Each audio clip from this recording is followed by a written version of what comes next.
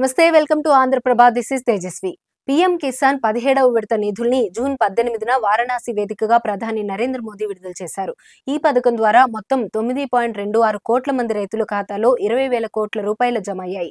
అలాగే పారా ఎక్స్టెన్షన్ వర్కర్లుగా పనిచేసేందుకు శిక్షణ పొందిన 30,000 మందికి పైగా స్వయం సహాయక బృందాల మహిళలకు సర్టిఫికెట్లను ప్రధాని మోదీ పంపిణీ చేశారు. ఈ కార్యక్రమంలో ప్రధాని మోదీ ప్రసంగించారు.